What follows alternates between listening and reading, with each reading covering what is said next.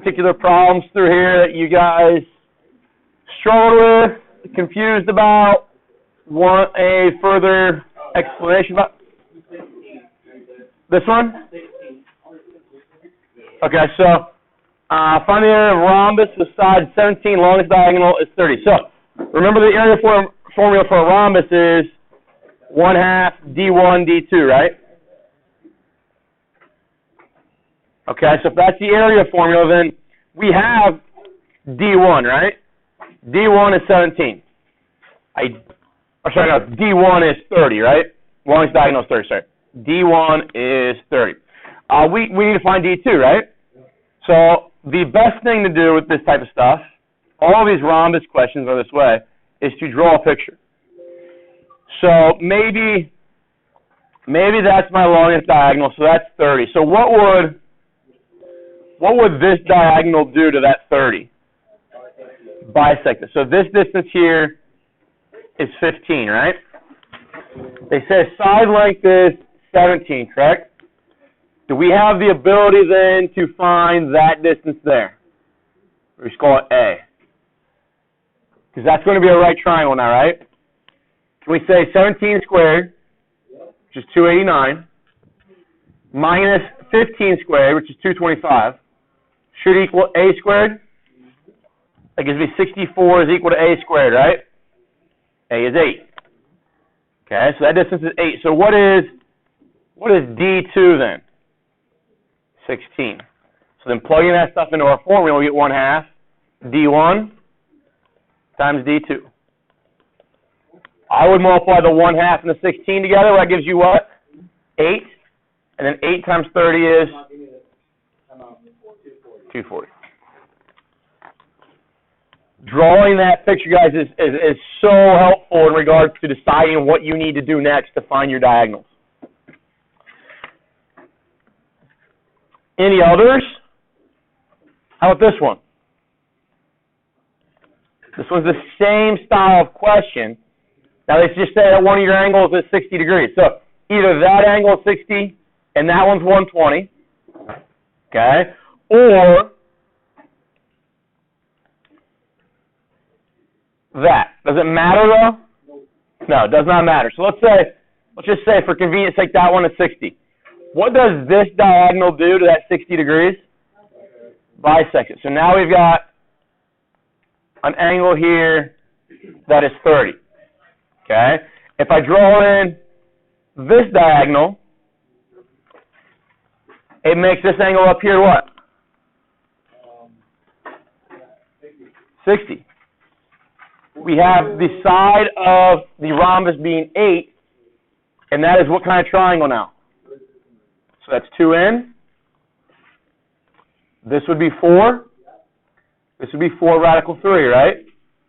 If these flipped, so if that 60 was here and the 30 was there, the only thing that would happen would be that those would flip. So it doesn't matter. Does that make sense?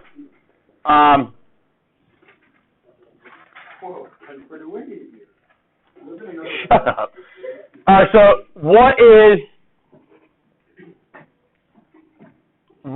diagonal number 1? Could be 8, right? What would diagonal number 2 then be? 8 radical 3. Okay, because we're going to double that, right? Okay. So now there's 4 numbers here being multiplied together, correct? Which ones are rational? 8 and 1/2. Well, let me do it this way. Those are the rational numbers that are present, right? What's a rational times a rational going to give me? No. What's a rational number times a rational number going to give you? A rational number. So a rational times a rational times a rational is going to give me a rational number. Okay? That's why we group these. Here we say that ends up being 32, right? So now I have a rational number times radical 3, which is an irrational. What's a rational times an irrational going to give me? An irrational. Okay? So we don't like to write that number out because as a decimal, we have to round it, right? So we write it that way. We write it as implied multiplication between a rational number and an irrational number.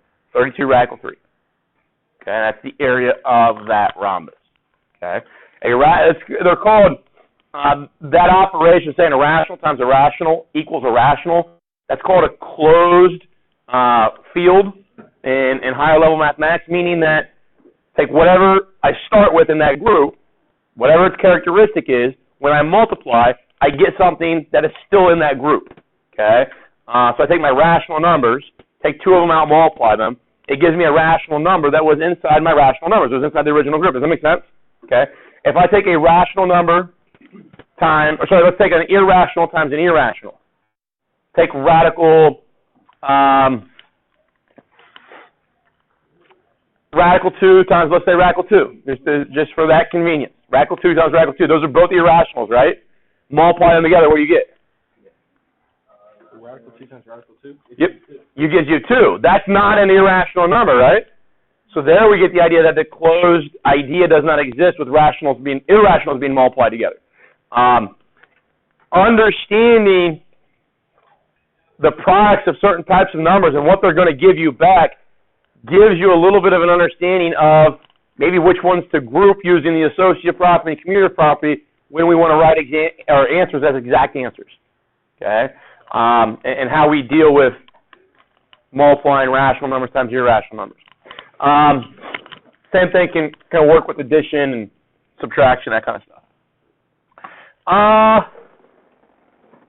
We do all of that one? Yeah. No, Kylie doesn't understand. How many radii does a circle have? One. Well, infinite. Infinite, but they're all the same size, right? Okay, so we want to draw a radius. Does that radius tell you anything about that square? No. Does that radius tell you anything about that square? Does that one? Yes. What's that tell you about the square? Half the diagonal. Okay, no. Half the diagonal, but half the... Okay, so that there is going to be the same as that distance right there, right? So if that's 5 radical 3, what is that distance right there going to be? 5 radical 3. So now what is that distance there?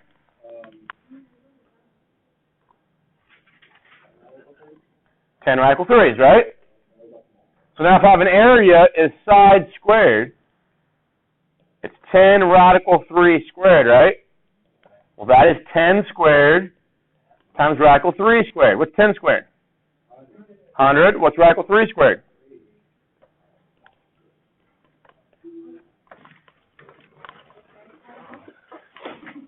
A lot of these, and these are types of questions, guys, that like the end of course exam might maybe ask us, okay? Where they're just trying to find the area of something, but they're going to use other shapes to get you the components of the formula that you need to find the area of, okay? So here we're using the circle to give us information about the side lengths of the square. Later on, and it'll be a couple weeks, we're going to take that thing and we're going to kind of extrude it so it becomes a three-dimensional shape. So kind of think what would be happening here. We have a cylinder inside a rectangular prism, right? Does that kind of make sense? And then I'll ask you, okay, if that cylinder is like a can of pop, and the box around it is the prism, I might ask you how much wasted volume is inside that prism. Does that make sense? Okay, so that would be a question that we expand upon area with to find volume. Okay. Similar question, like if you've ever seen a sleeve of golf balls, you guys know what I'm talking about when I say sleeve of golf balls, or like tennis balls or something like that. We see those types of questions later on with volumes where a sleeve of golf balls is just 3 golf balls stacked on top of one another, but they're packaged in a box. Okay, we might be interested in finding how much wasted volume is inside that box. Okay, but area is going to allow us to do that, and understanding that how a sphere and circles kind of work together can maybe help us address that problem. So that question there is trying to build or start the building blocks for something else down the road. Any others on here? and we did some of these other ones yesterday, right? Okay. I'd like to, guys, I just kind of want to explain real quick what we've got going on here in the next about month or so. We do. So Monday is April 1st. Okay. So that'll be the one day that we all like Alex. Just kidding. April Fool's. No, that's my brother's birthday. Huh? My brother's birthday. Is it? Yeah. Okay. I'm not kidding. That's awesome. Probably think you're joking. Shut up.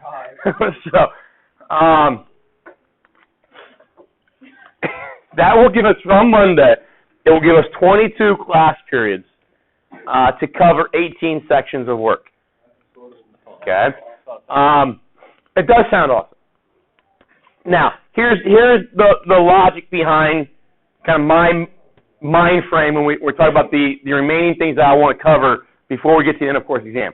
These things that we start talking about in the fourth quarter are ultimately things you already know. You already know how to find volumes. You've done that in 7th and 8th grade.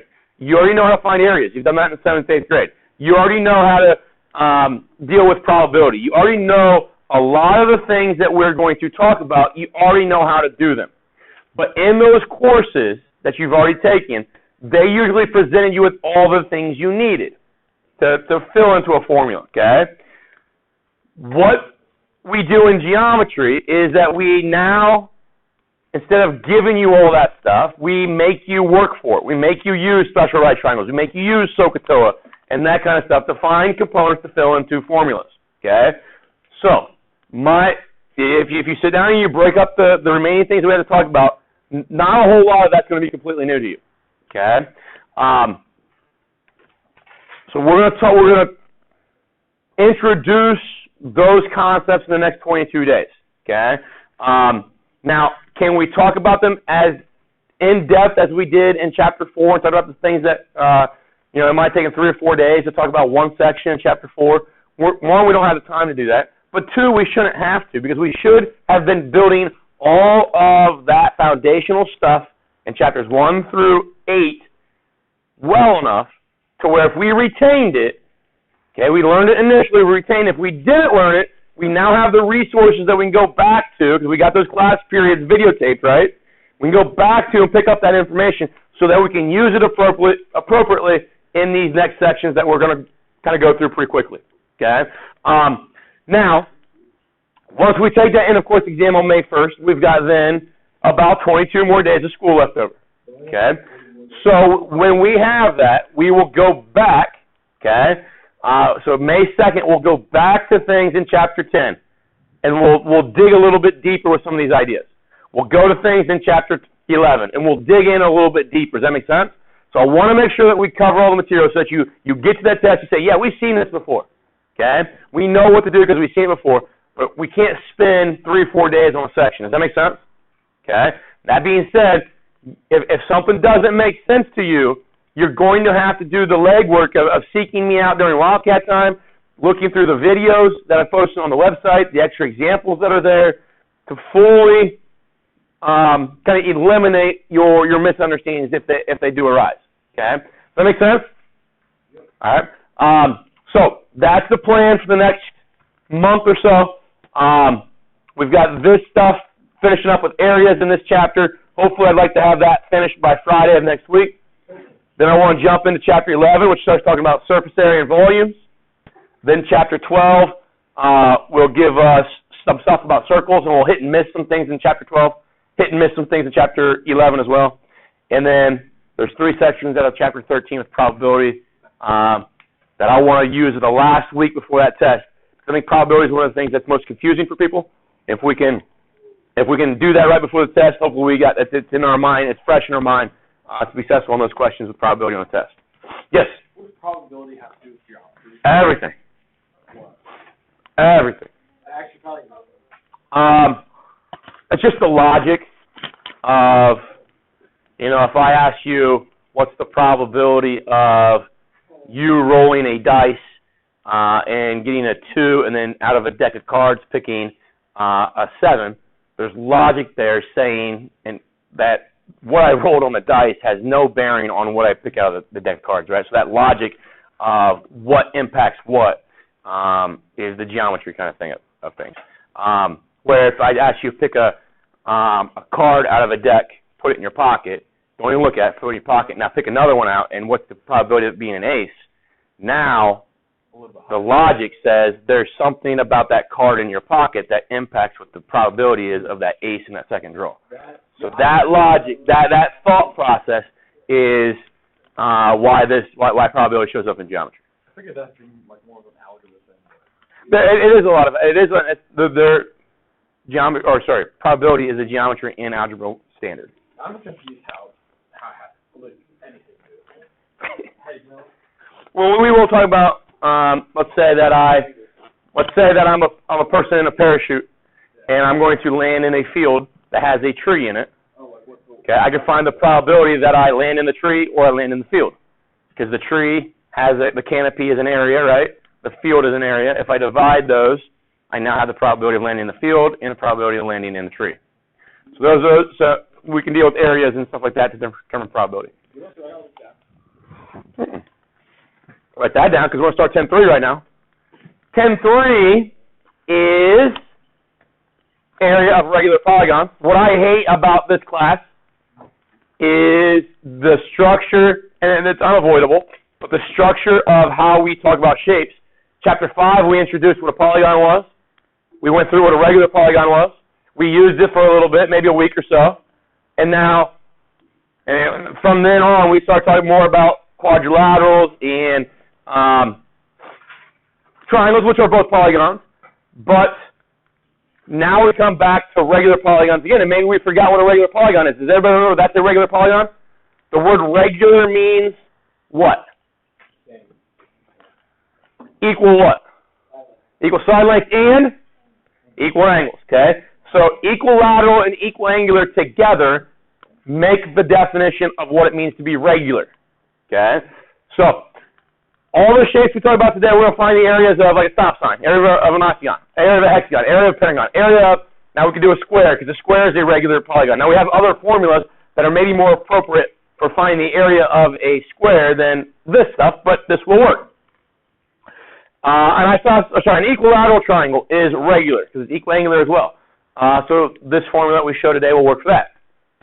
So we're talking about any figure, any two-dimensional polygon that is equiangular and equilateral.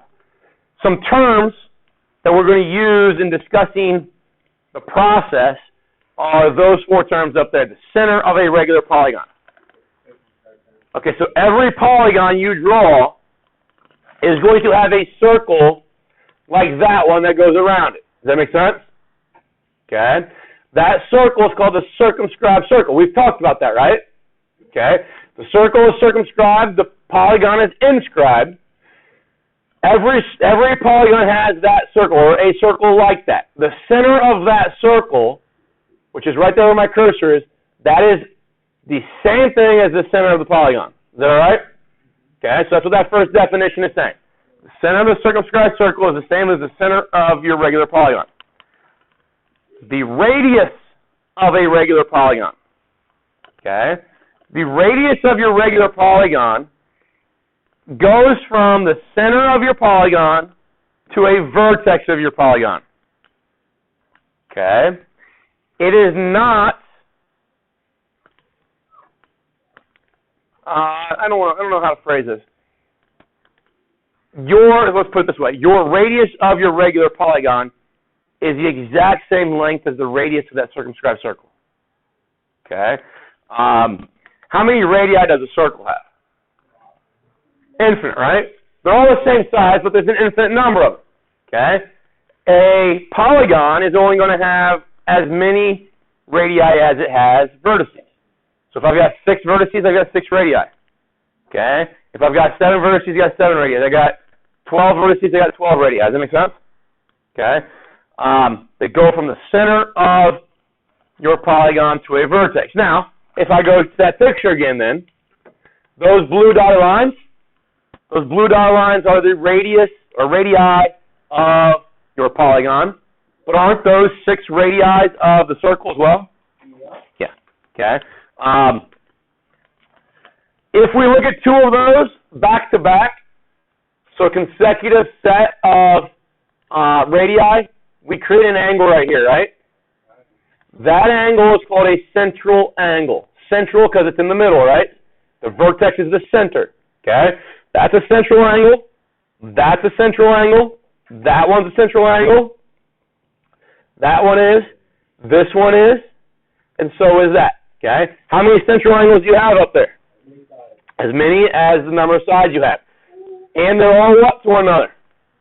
Congruent, okay? So the central angle of a regular polygon is formed by two consecutive radii. And the key feature is that all central angles are congruent. If they're all congruent, what should they all add up to? 360. If they're all congruent, how do I find one of them? Divide by the number of sides. That's a formula that we're going to use, and we're going to even alter that a little bit more.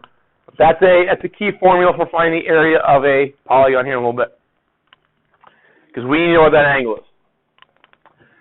Okay, now the Greek word there, apothum, is probably something you've never seen before, right? The apothum is a segment that goes from the center of your polygon perpendicular to a side. From the center of your polygon perpendicular to a side. You learned that last year? I remember talking about it at the end of the year. Yeah. Good. So an apothum goes from the center perpendicular to a side.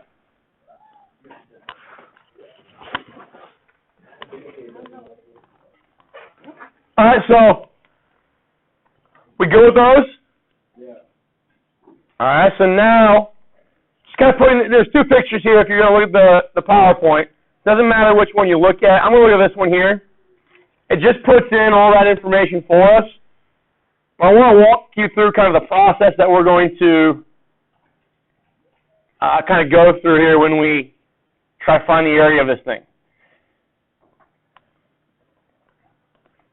It doesn't matter which triangle you talk about, but I'm going to always focus on this one here. Okay. So that triangle that's formed by the blue sides and that side of the polygon, right? What kind of triangle is that going to be? Isosceles. So that means that how many of those would exist inside this figure? 6 if I were to extend all those, right? And they'd all be congruent isosceles triangles, correct? That make sense? Okay. Does anybody remember what this angle is called in an isosceles triangle? Starts with a V. The vertex angle. Okay? Now, the vertex angle, does anybody remember what, from chapter 4, if we take, from the vertex angle, we take a segment that is perpendicular to the base of the isosceles triangle, which is what this red segment's doing, right? Anybody remember what it does to that base? Bisects that base. Does anybody remember what it does to the vertex angle up here? Bisects that angle. Does that make sense, everybody?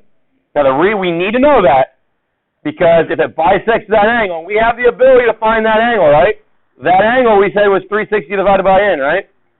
I then want to cut that in half. So it's actually 360 divided by 2n is going to give me that angle right there. Does that make sense to everybody? Now, that angle right there, so every time you see one of these problems, whether it's a hexagon, octagon, decagon, dodecagon, 20gon, whatever, you're going to look for that triangle in that angle. Okay? Without those pieces of information, you cannot find this area. Once I have that, we should be good to go. Okay? And we can go through our formula. Does that make sense, everybody? Yeah. Okay. Now, I want to go and show you the formula here, but I want to walk through kind of the proof of it. Now, you don't need to write this. It's pretty easy. You don't need to write this down. I love proof.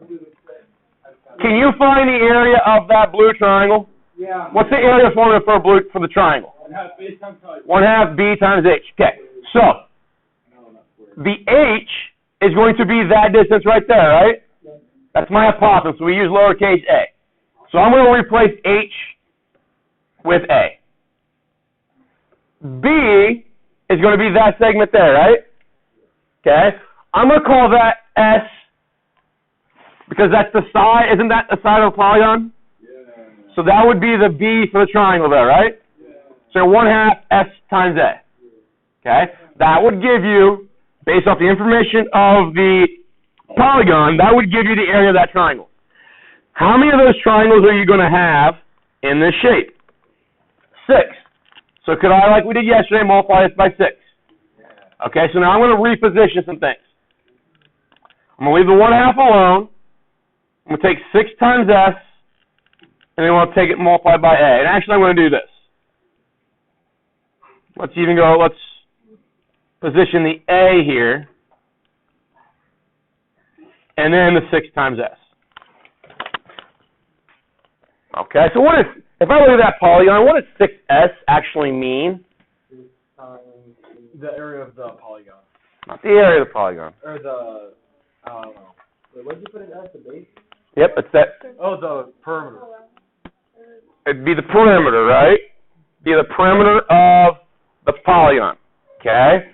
So instead of calling it 6S, because here's the thing, what if this was a hexagon? Or sorry, a hexagon. It'd be how many sides? 7. So this number here would not be 6 anymore. You'd multiply by 7, right? If it was 8, you'd multiply and get 8S, right? So instead of using 6S or 5S or 7S, we use capital P. There's your formula for finding the area of a hexagon. It is also the formula for finding the area of a pentagon, find the area of a regular triangle, find the area of a regular quadrilateral, find the area of an octagon, whatever. That is actually a formula that provides us an area of an infinite number of shapes. Okay? Because as the shape changes, P changes, right? So 1/2 the apothegm times perimeter. 1/2 the apothegm times the perimeter is the area formula for a regular polygon. What? So P is the length of S times the number of sides. Yes. Because that's your perimeter, right? That's the distance around the shape, right? Okay. So let's go through a few problems with this. And you don't need to write this down. I mean, you probably have the 1/2 AP written down. That top bullet is just writing the theorem or the formula down in words. That bottom one you don't need to write down, but this is the practice of what happens here. Just like what we did with rhombuses and parallelograms and triangles. They're going to hide the A and the P that we need for the formula. Okay, they're going to give them to you, but they're going to give them to you through the use of other parts. And you have to use things like special right triangles and SOHCAHTOA and Pythagorean theorem to come up with A and P. Okay? At the same time, you need to have an understanding of your isosceles triangle theorems so that you can figure out, based off the values that they gave you, which ones do you use or what parts of those do you use to come up with A and P. Okay? So, using Chapter 7, Chapter 8, Chapter 6, Chapter 5 to come up with A and P. Okay.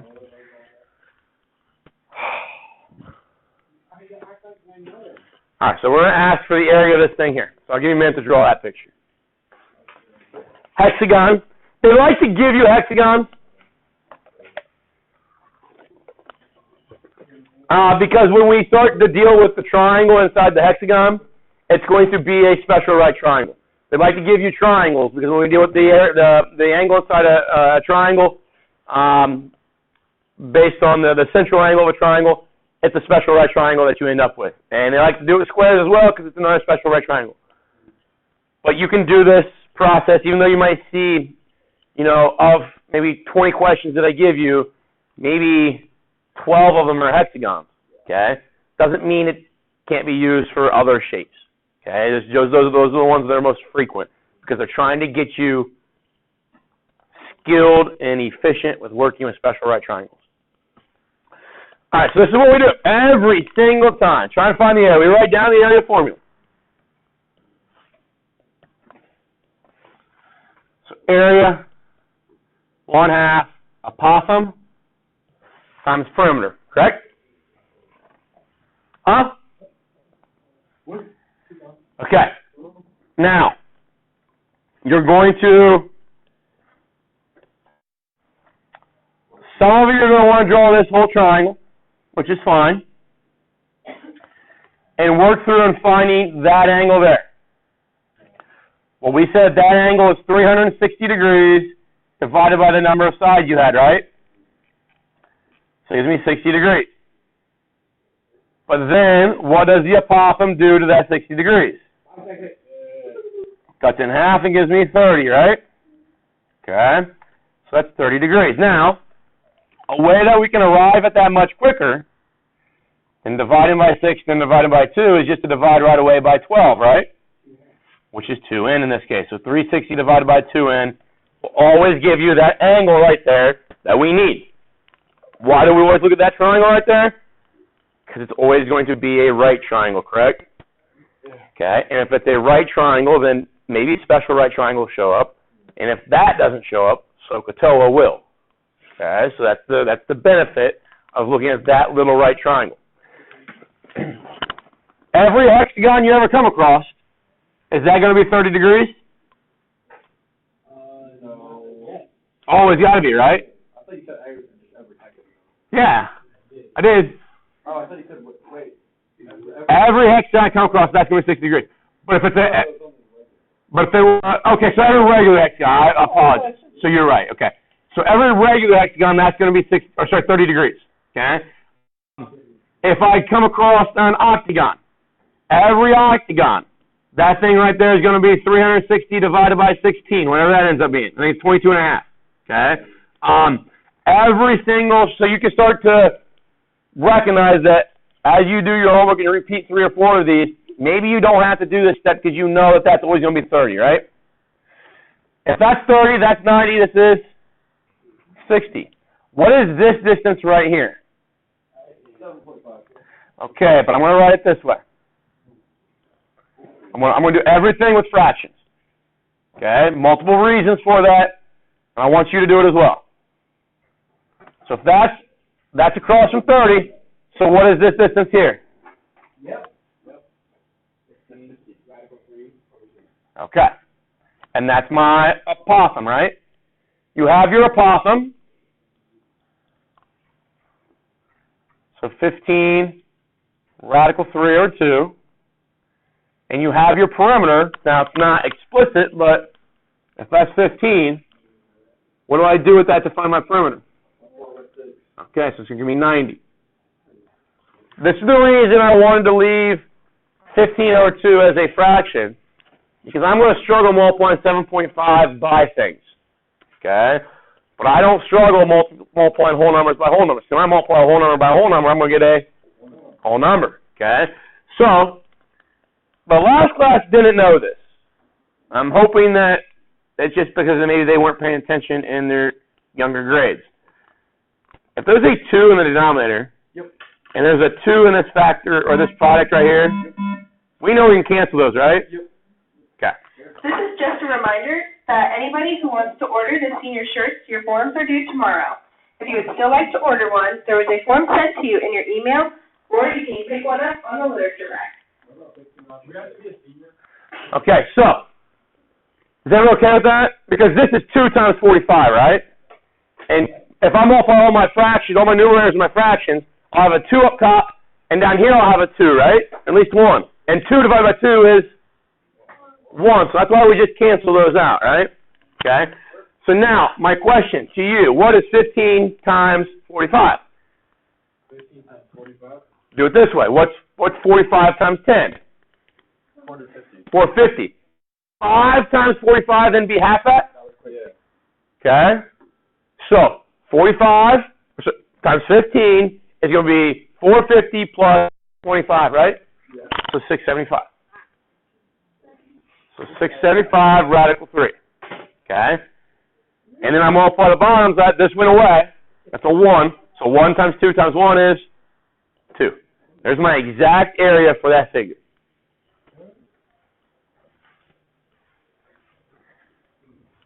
Okay.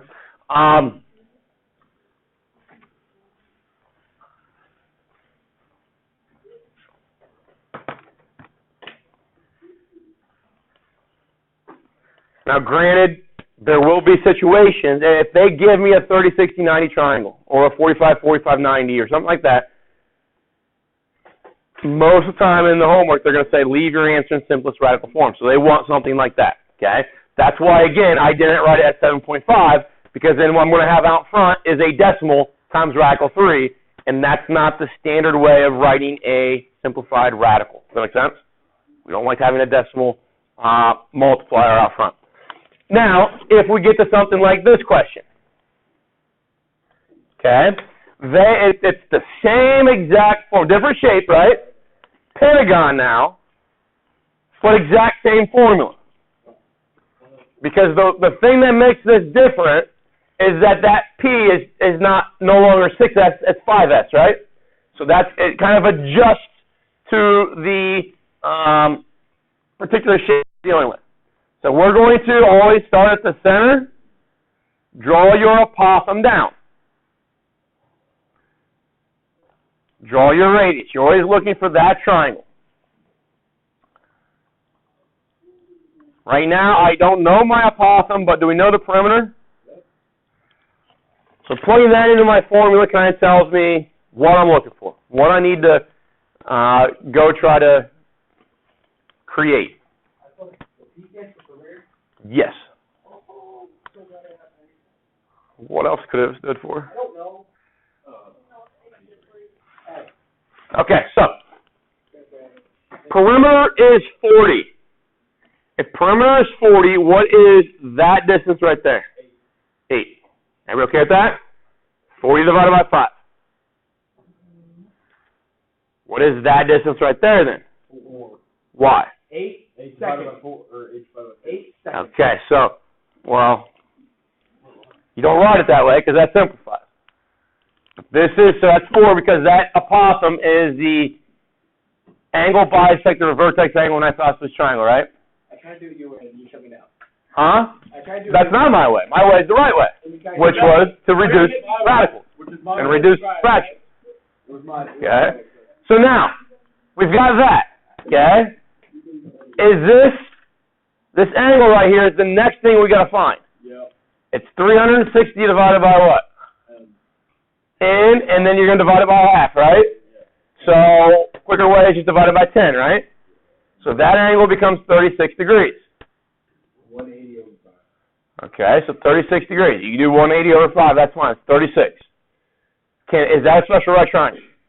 No. No. What do I have to use then if that's not a 30, 60, or 45 degree angle? SOHCAHTOA. Okay, so 4 is the opposite side, right? A is the adjacent side. So what uses opposite and adjacent? Tangent. So we'll say tangent of 36 is equal to opposite over adjacent. We've done some of these before, right? So we get that. 4 divided by tangent of 36 is your apothem. Now, with these types of questions, they're going to ask you almost every single time to type it in as a decimal. Even on the end of course exam, they're not going to ask you to leave that as an exact answer.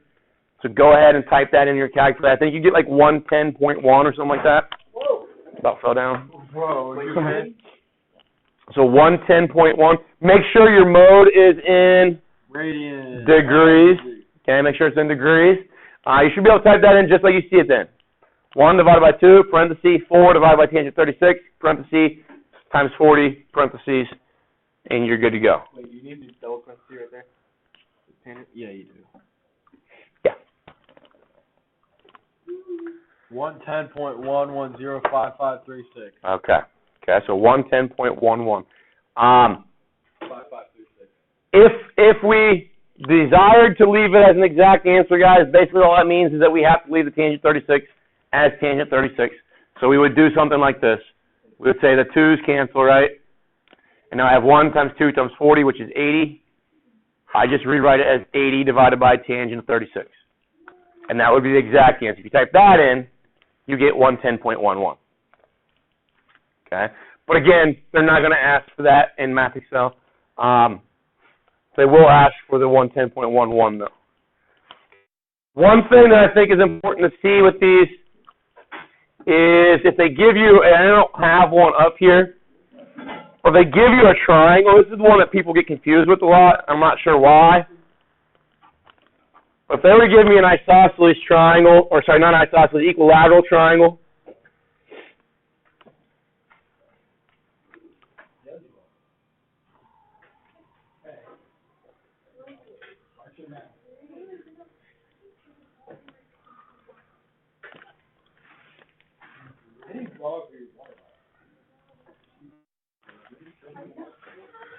all right, so that's a regular polygon, right? If I look for the center of that thing, the center is going to be right there. Okay, so now when I create something perpendicular there to there, there's that little triangle that we're talking about in the other shapes. Does that make sense? Okay, so D to E is your opossum, D to C is your radius. Okay, what would that angle,